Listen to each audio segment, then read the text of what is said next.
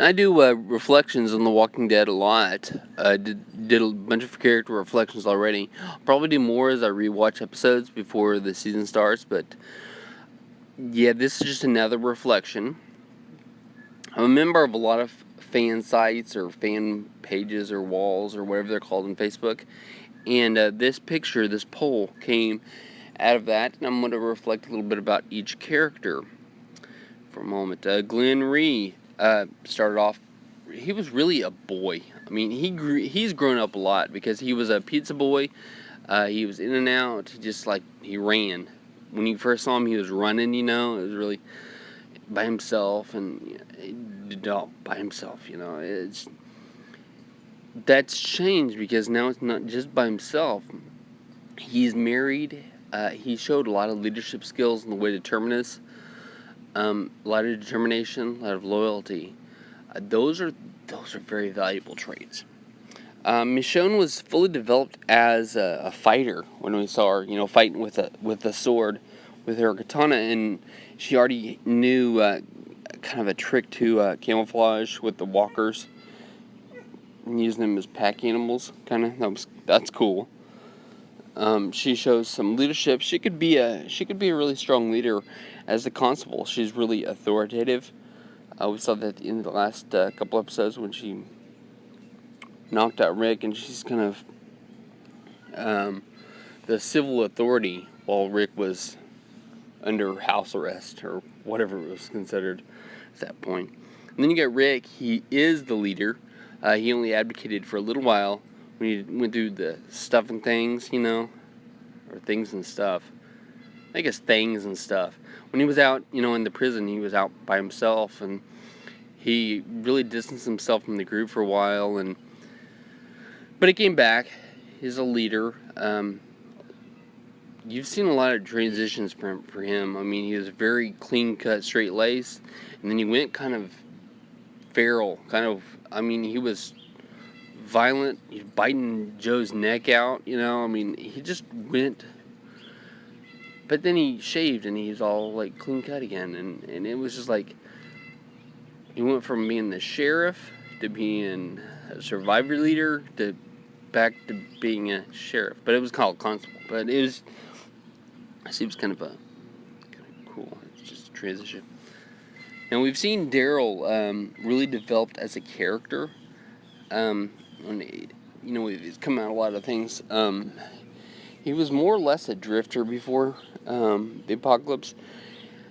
I'm thinking he had some odd jobs too, but mostly it was just he'd go where Merle went, and they would party, and they probably knocked over a few places.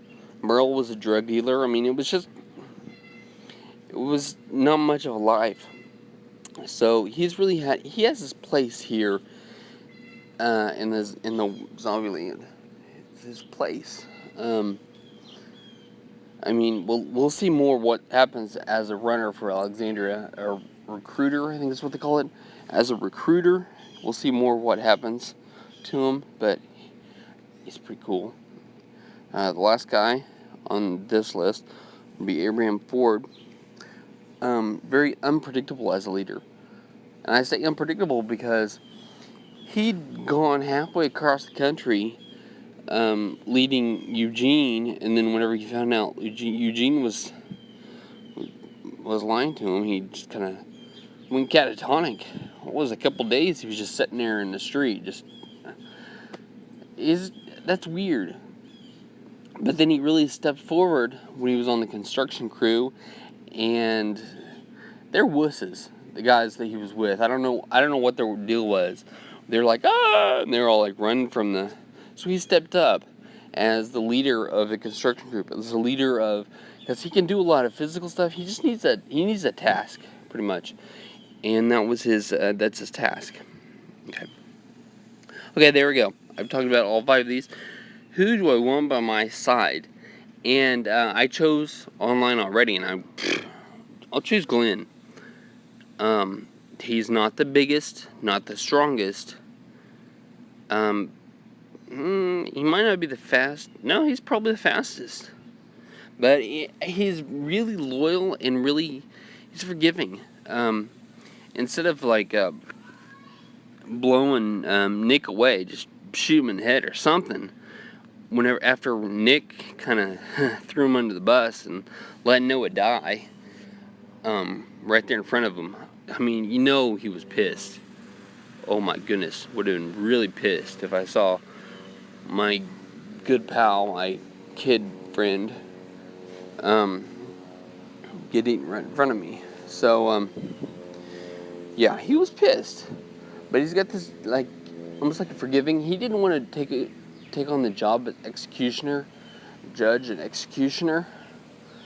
So he's like, he took Nick back to the safe zone because he wants somebody else to. I mean, he's not going to take it on himself, not be the only one, because that's a loyalty. It's a I don't know, accountability type thing when you talk about somebody else. But then a little bit later, when Nick gets him out in the field, I need to watch those episodes again. We're gonna have to get season 6 on recording because I need to watch this. But he doesn't kill Nick when he has the option to. He actually helps Nick out. And he's taking Nick back to the safe zone. He's very forgiving. See, Glenn is very forgiving. Even though Nick's a total douchebag and totally deserves whatever's coming to him. Glenn is forgiving and giving him another chance. I think that's what he keeps doing. And that's one of the reasons why I like him, because he's forgiving, but he's so loyal and dedicated. When he and Maggie were separated on the road to Terminus, and he was like, this is what I'm doing. I'm going to find Maggie. He was very determined, and that's awesome. I mean, that's the kind of guy I want on my side. He's fast. He uses whatever weapon at hand. I mean, he's switched weapons a few times, and that's awesome.